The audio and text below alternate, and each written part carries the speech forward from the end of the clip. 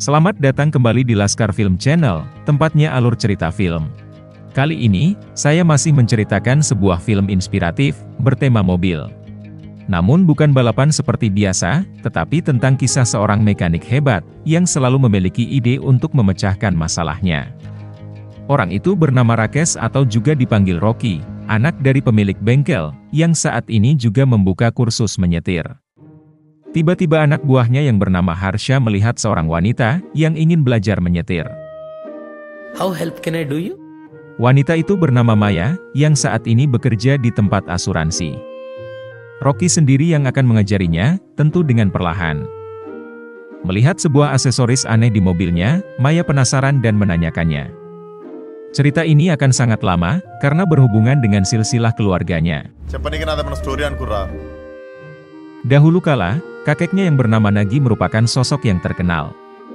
Ketika melihat anak dari kenalannya yang baru saja lahir, dia melihat anak itu lebih mirip dengan salah satu anak buahnya, daripada orang itu. Tentu saja orang itu merasa terhina, sehingga ingin bertarung dengannya sampai mati. Namun karena musuhnya itu sangat banyak, salah satu tangan dari Nagi sampai putus, dan dia melarikan diri. Di kota lain dia memulai kehidupan barunya, dengan mendirikan sebuah bengkel. Ketika sudah tua dan akan meninggal, dia mempercayakan bengkel itu kepada anaknya, yang bernama Rama. Sebenarnya hubungan mereka tidak harmonis, bahkan ketika istrinya akan melahirkan, ayahnya itu muncul dalam wujud roh di depannya. Kesialannya mulai muncul, terlebih istrinya langsung meninggal ketika melahirkan seorang anak, yaitu Rocky. Masih terbayang anak itu adalah reinkarnasi dari ayahnya, Rama mengasuh anaknya dengan keras. Dan setelah bertahun-tahun, bengkel itu menjadi semakin besar. Namun kesialannya masih sama, ketika bermimpi ingin berlibur ke suatu tempat, dia malah tertipu oleh seseorang yang mengaku dari agen travel. Rocky yang saat ini sudah remaja, kini kuliah di suatu tempat. Dia memiliki teman akrab bernama Shekhar, bahkan sampai dia kenalkan pada adiknya bernama Priya. Dari pandangan pertama Rocky jatuh hati, dan langsung mendekatinya. Semua berjalan dengan lancar, sampai suatu ketika Rocky mengetahui, bahwa Shekhar sangat membutuhkan uang untuk membeli perlengkapan kriket. Tanpa pikir panjang dia membantunya, dengan mencuri buku di perpustakaan dan akan menjualnya. Sialnya ketika keluar dari perpustakaan, tasnya sudah tidak kuat, sehingga semua bukunya langsung terjatuh. Selain diberikan hukuman karena mencuri, di sana juga ada Priya, yang akhirnya menjauhinya. Selama 6 bulan Rocky tidak pergi kuliah, bahkan membuat ayahnya pusing. Karena sudah tidak ada harapan di sana, akhirnya Rocky disuruh membantunya mengurus bengkel ini. Tentu saja awalnya dia kesulitan.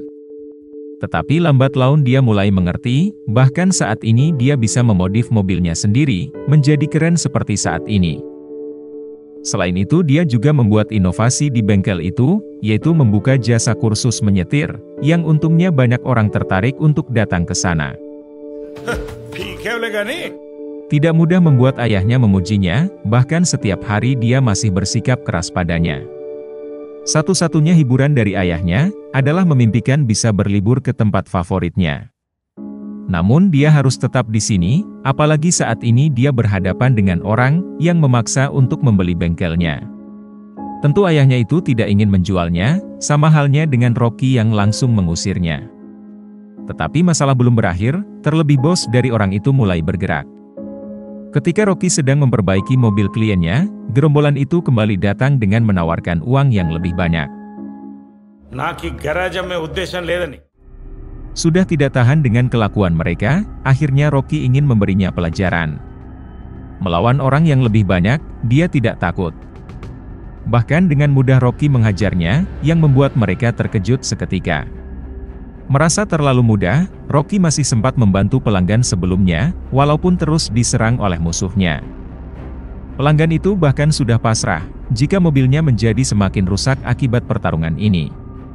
Dengan santai dan penuh gaya, Rocky bisa mengatasinya. Dia bahkan tidak terluka sedikit pun, berbeda dengan musuhnya yang semakin tertekan. Tidak memakan waktu lama, akhirnya semua musuhnya kalah, kemudian mereka langsung pergi. Dan yang lebih di luar nalar, mobil pelanggannya itu juga sudah selesai, bersamaan dengan pertarungan sebelumnya. Namun masalah ini tidak akan selesai, sehingga dia harus melakukan sesuatu.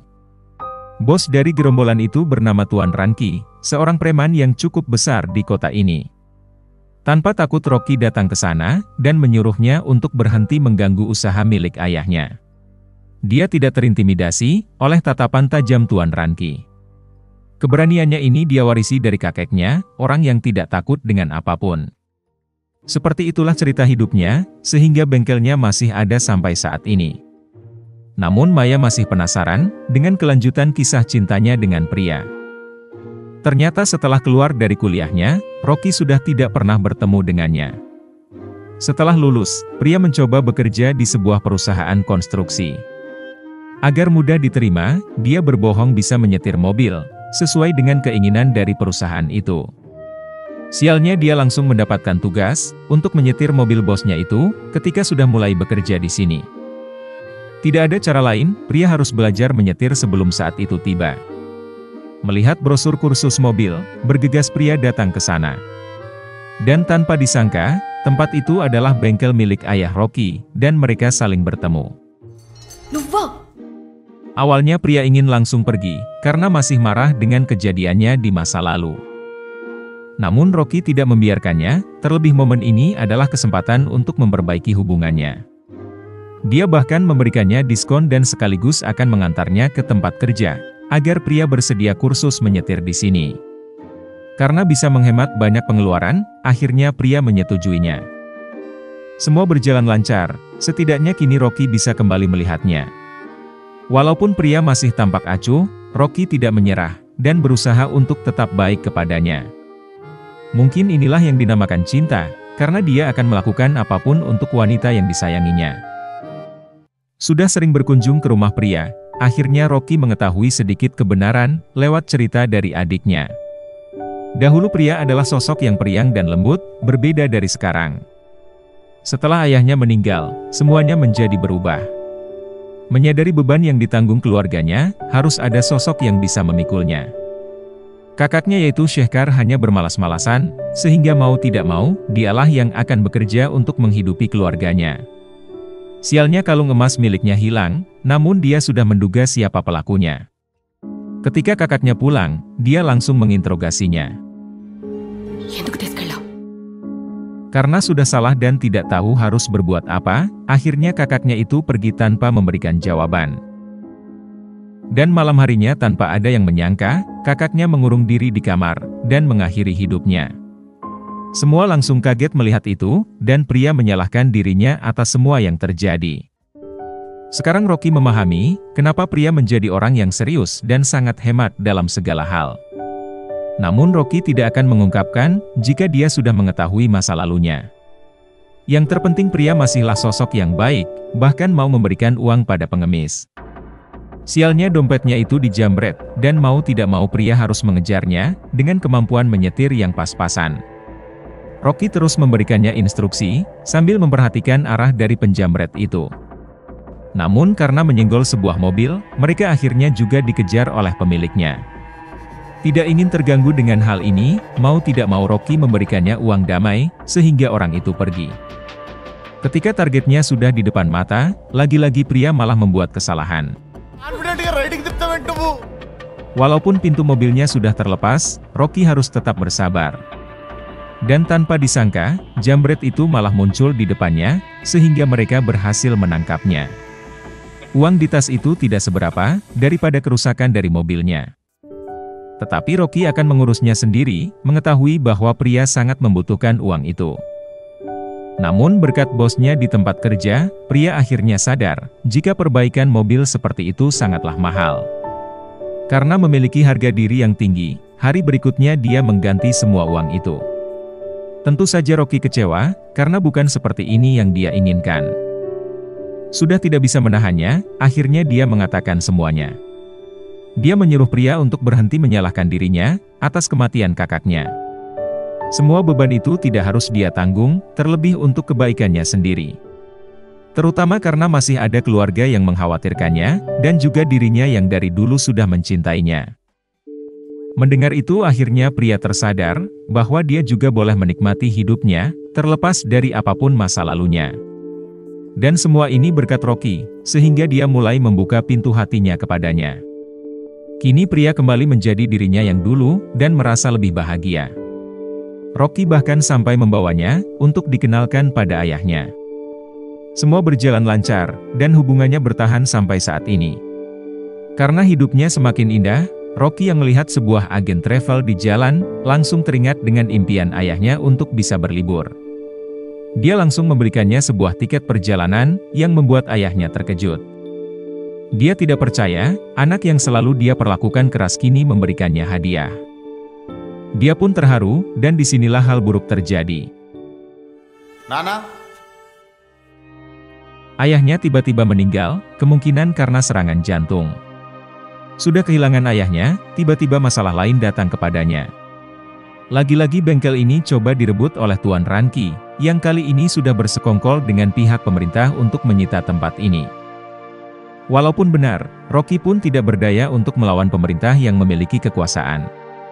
Semua ini sudah dipikirkan Tuan Ranki, sekaligus untuk memberi pelajaran pada orang yang berani melawannya. Orang yang memegang kekuasaanlah yang akan menang, dan cara seperti inilah yang membuatnya selalu memperoleh yang diinginkan. Karena sudah tidak berdaya, Rocky mencoba meminta pengampunan darinya, terutama untuk mendapatkan garasinya kembali. Sudah ada pengusaha yang menginginkan tanah ini, dan Tuan Ranki akan mendapatkan keuntungan 500 juta. Tidak ada pilihan lain, Rocky berjanji akan memberikannya 1 miliar, jika garasi ini bisa kembali padanya.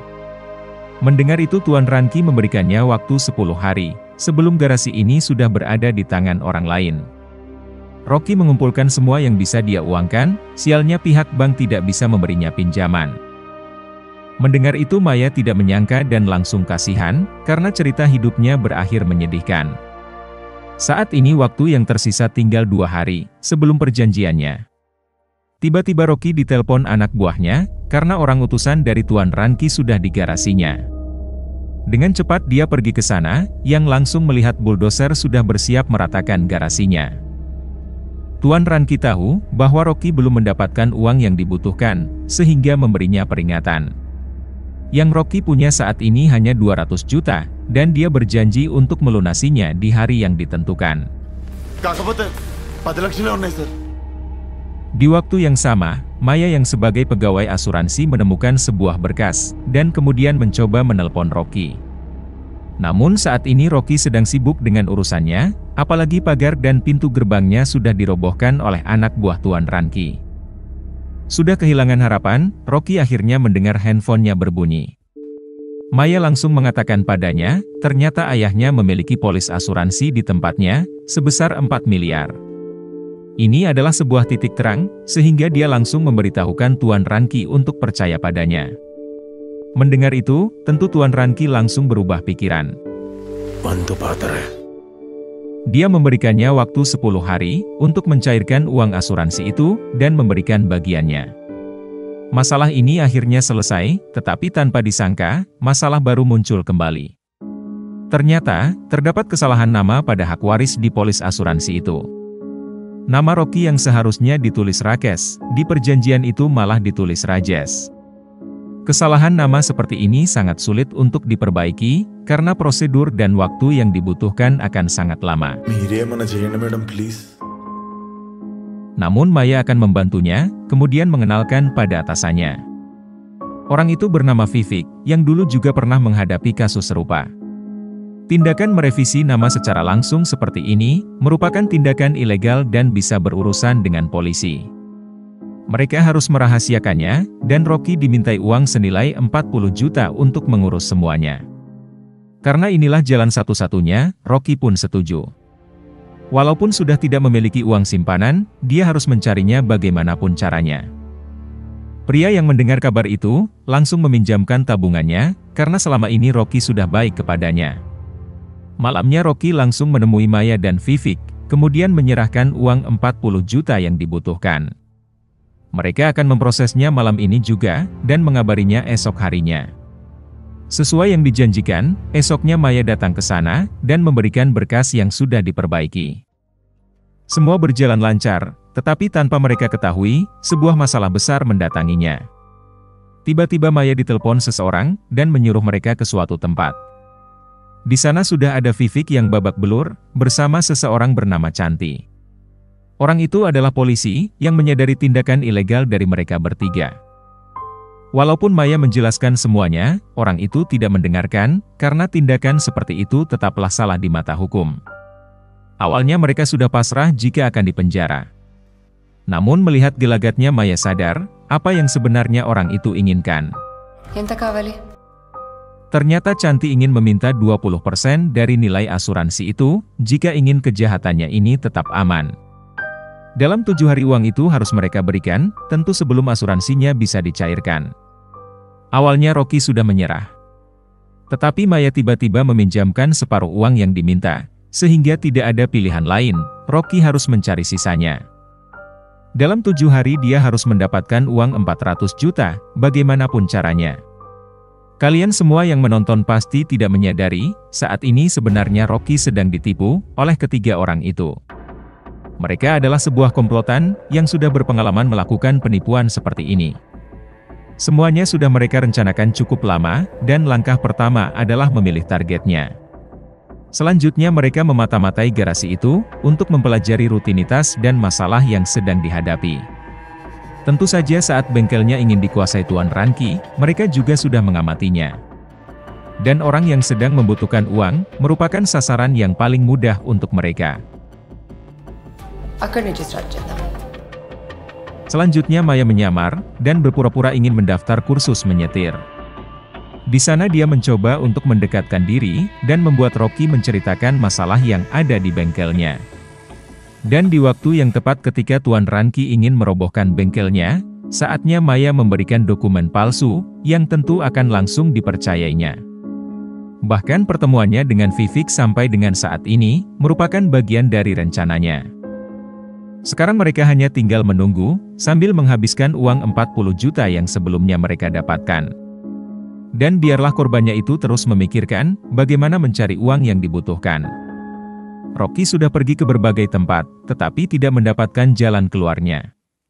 Dia pun sudah frustasi, apalagi waktu yang dijanjikan sudah semakin dekat. Di waktu yang sama di stasiun kereta terdekat, seseorang melihat berita kematian ayah dari Rocky. Saya pun tidak percaya, ternyata orang itu adalah dia sendiri.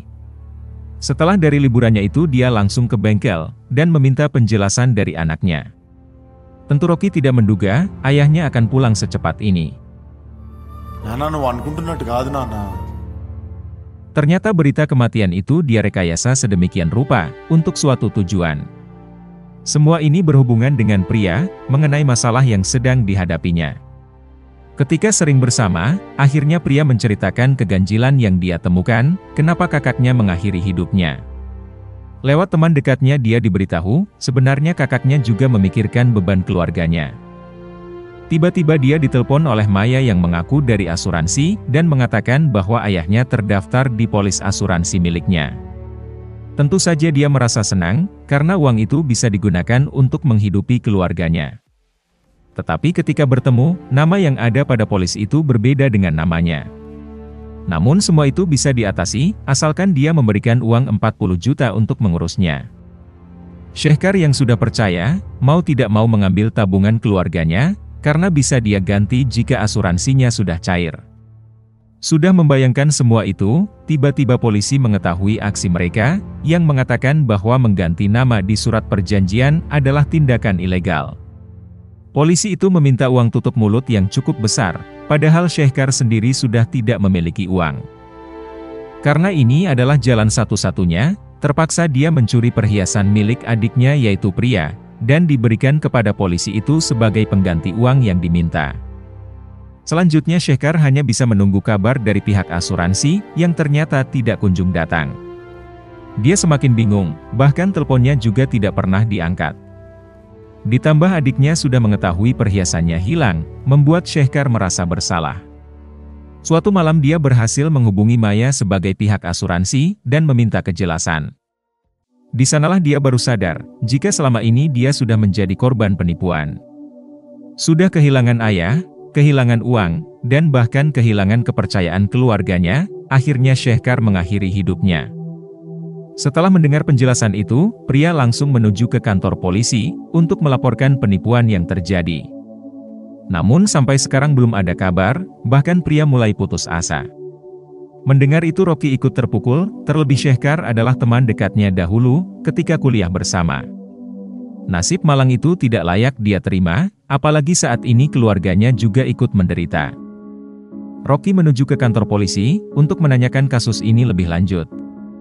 Polisi juga sudah menerima laporan serupa dari para korban yang ternyata sangat banyak. Karena modus dari penipu itu sangat rapi, mereka kesulitan untuk menemukan jejaknya. Evidence స్ట్రాంగ్గా ఉండాలంటే వాళ్ళని రెడ్ హ్యాండెడ్గా పట్టుకో. Andai saja ada orang yang sadar ketika sedang dijadikan targetnya, mereka bisa menyiapkan tim untuk menangkapnya secara langsung. Rocky tidak menyerah dan mencoba mencari tahu bagaimana cara penipu itu memilih targetnya. Dia bahkan menelusuri kejadian setelah ayah dari pria meninggal, sampai dengan pengesahan dokumen kematian itu di kantor pemerintahan. Melalui imajinasinya Rocky mencoba menebak momen seperti apa hingga data itu bisa diketahui orang lain. Dan akhirnya dia menyadari bahwa orang yang bisa menyalin data diri itu dengan cepat adalah petugas fotokopi. Dengan cepat Rocky mendatangi dan menghajarnya. Setelah diinterogasi oleh polisi, akhirnya dia mengatakan semuanya. Dia dibayar oleh seseorang untuk selalu mengirimkan surat kematian yang baru terbit. Disitulah semua bermula, dan ketika melihat kantor travel, Rocky memiliki sebuah rencana. Dia membelikan ayahnya sebuah tiket, dan memintanya untuk berlibur beberapa hari. Momen ketika ayahnya dikira mati sebelumnya, ternyata hanya melamun karena saking tidak percayanya. Dengan cepat ayahnya langsung pergi, dan rencana dari Rocky bisa dijalankan, yaitu memalsukan kematian ayahnya. మనం మోసపోవడానికి దుకాణం ఓపెన్ చేసి కూర్చోవాలంతే. Untuk berpura-pura sedang membutuhkan banyak uang, dia meminta bantuan dari seseorang, yaitu Tuan Ranki. Ternyata setelah pertemuan sebelumnya, akhirnya Tuan Ranki mengatakan bahwa orang yang dahulu mengejar kakeknya adalah ayahnya. Mereka sampai pergi ke kota ini untuk mencari kakeknya. Dan tanpa disangka, hidupnya malah menjadi lebih baik dan sukses seperti saat ini. Tuan Ranki berterima kasih pada keluarga Rocky dan sudah melupakan dendam ayahnya. Saat ini dia paham apa yang diinginkan Rocky dan siap membantunya untuk bersandiwara. Sejak itu Rocky selalu menunggu penipu yang terpancing jebakannya. Dan setelah mengetahui bahwa Maya bekerja di asuransi, dia langsung menyadari bahwa orang yang ditunggu sudah datang. Ayahnya akhirnya memahami masalahnya, dan dia akan melakukan hal serupa jika menjadi dirinya. Besok adalah batas akhir dari Rocky untuk membayar polisi gadungan itu, sekaligus waktu di mana dia akan menjebaknya. Ayahnya dia suruh tetap di garasi, agar tidak mengacaukannya. Sudah menunggu momen ini begitu lama, Rocky tidak ingin gagal. Di tempat yang sudah ditentukan, polisi bersembunyi dan menunggu aba-abanya. Yang pertama muncul adalah Maya dan Vivek, kemudian mereka langsung masuk ke dalam kafe untuk menunggu. Tak lama Canti akhirnya datang, dan transaksi pun dimulai. Di waktu yang sama, ayah Rocky yang tidak bisa diam, mencoba menghilangkan bunga simbol kematian pada fotonya. Salah satu pegawainya melihat, dan mengira yang dilihatnya adalah hantu. Ketika keluar, tanpa sengaja ayah Rocky melihat orang, yang dahulu sudah menipunya dengan tiket travel palsu. Karena marah dia mendatanginya, yang tentu saja langsung lari. Sialnya arah yang dituju sama persis, dengan tempat Rocky membuat jebakan. Keributan itu langsung terdengar oleh Maya, dan menyadari bahwa mereka sedang dijebak. Dia menyemprotkan gas air mata pada Rocky, dan mereka bertiga kabur dengan cepat. Bahkan polisi juga belum siap, sehingga mereka bisa pergi dengan mobilnya. Tetapi Rocky tidak menyerah, dan langsung mengejarnya. Di dalam mobil Maya masih berpikir, bagaimana rencana yang dia susun rapi bisa terbongkar begitu saja. Tetapi yang lebih penting adalah mereka harus segera kabur, karena Rocky masih membuntutinya. Rocky yang menguasai medan tentu bisa menemukan jalan, untuk bisa menghadangnya dari depan. Karena sudah terpojok, Canti memundurkan mobilnya dan akhirnya terjebak. Sadar polisi sudah mendekat, mereka ingin masuk ke gudang di belakang, yang sialnya Vivek berhasil tertangkap. Orang itu langsung dibawa polisi, dan 2 lainnya akan diurus oleh Rocky sendiri. Dengan cepat dia sudah menemukan Maya dan Chanti, yang terlihat panik. Chanti mengeluarkan pisaunya untuk melawan, yang sayangnya langsung kalah seketika. Saatnya Rocky meluapkan emosinya, yang sudah dia pendam begitu lama. Dari keputusan sidang, ketiga penipu itu dihukum 10 tahun penjara, belum termasuk kerugian yang dialami para korban. Inilah ganjaran yang harus mereka terima, atas kejahatan yang dilakukan. Terlebih para korban juga tidak diam saja, dan tidak ingin orang lain merasakan hal yang serupa. Untuk kalian yang menonton, berhati-hatilah dengan penipuan seperti ini. Karena mereka selalu mengamati calon korbannya, dan membuat rencana yang tidak kita duga. Pastikan mencari tahu kebenarannya lebih dulu, dari iming-iming yang diberikan, karena disitulah awal mula dari semuanya. Semoga penonton sekalian menikmatinya. Dan tak lupa bantuannya untuk komen sebanyak-banyaknya, like, share, subscribe channel ini, dan tekan tombol loncengnya. Karena hanya dengan kalian, channel ini bisa berkembang. Sekian dan terima kasih, sampai jumpa di film menarik berikutnya.